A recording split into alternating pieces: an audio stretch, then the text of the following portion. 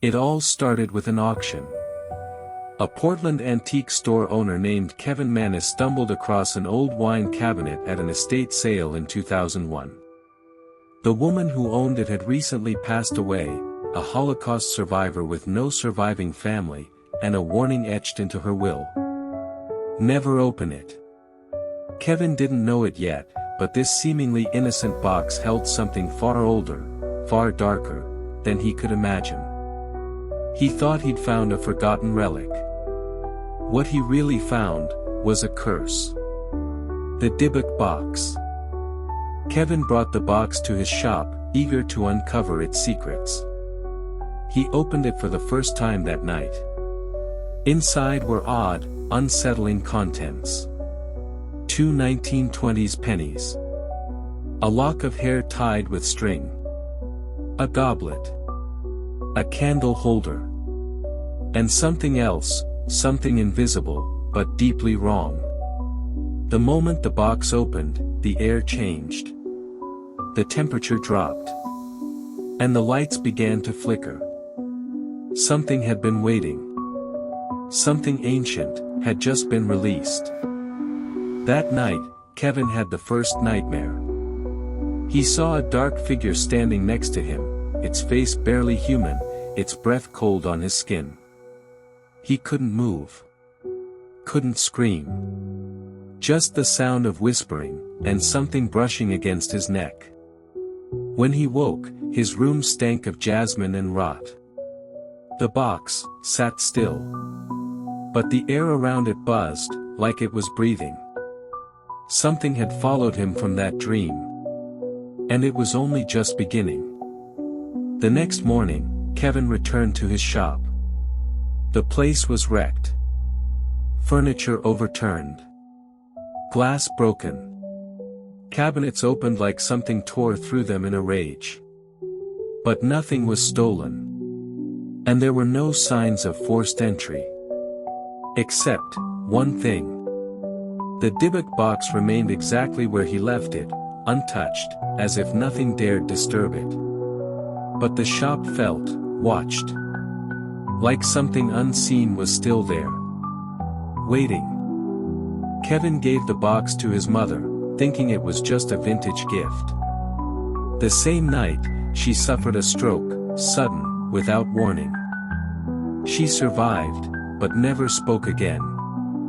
Friends who came near the box began reporting the same thing. Terrible nightmares. The scent of jasmine and ammonia. Cold spots in rooms that should be warm. Even seeing shadowy figures watching from corners. The Dybbuk box wasn't just haunted. It was contagious. Kevin tried to get rid of it. He gave it away. Sold it. Even left it on a stranger's porch. But each time, it came back. Returned to him by frightened friends, angry customers, or in one case, left outside his door with no explanation. No matter what he did, the box refused to leave him. It had chosen him. And it wasn't finished. Then came the accidents. One neighbor fell down the stairs after hearing voices whispering his name. Another crashed her car after seeing a figure sitting in her back seat that wasn't there. Kevin's own apartment filled with flies one morning, dead ones. And always, the same smell. Jasmine and decay. The Dybbuk box didn't just haunt its owner. It punished everyone around him. Desperate for answers, Kevin began to research. He dug into the box's origins, its strange contents, and the woman who had owned it. She had been part of a group that tried to trap something. A Dybbuk. A malevolent spirit from Jewish folklore. Known for clinging to the living, feeding on grief, rage, pain. They had sealed it inside the box during a seance. But seals weaken. And now, it was free again. Kevin began hearing voices in the middle of the night. They called his name. whispered in languages he didn't understand. Sometimes, he'd wake to find scratches on the walls. Or objects moved, rearranged in perfect, unexplainable patterns. The whispers grew louder. Closer. And eventually, they weren't just in his head. Others could hear them too. Kevin started to lose time. Hours vanished. He'd wake up in places he didn't remember going. Friends said he'd called them, but he had no memory of speaking. And sometimes, his voice sounded different. Like something else was speaking through him. His reflection would grin when he wasn't. The Dybbuk wasn't just near him anymore. It was inside. Kevin couldn't take it anymore. He drove far outside the city, determined to end it. He built a fire, whispered prayers, and prepared to destroy the box once and for all.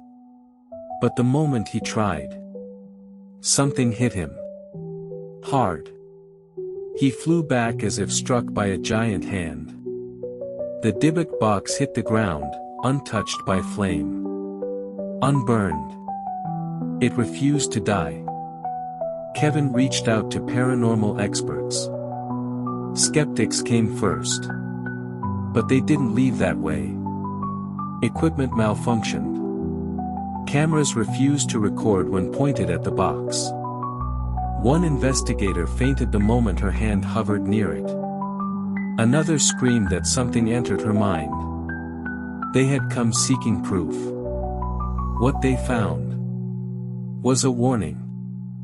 With help from a rabbi and spiritual experts, Kevin did the only thing left. They sealed the Dybbuk box again. Locked it inside a protective case. Surrounded it with wards, prayers, salt lines. Not to destroy it, but to contain it. Because some things aren't meant to be destroyed. Only imprisoned. The box changed hands again. Passed from collector to collector, each warned. Each thinking they could control it. Some locked it in vaults. Others tried to bury it in science.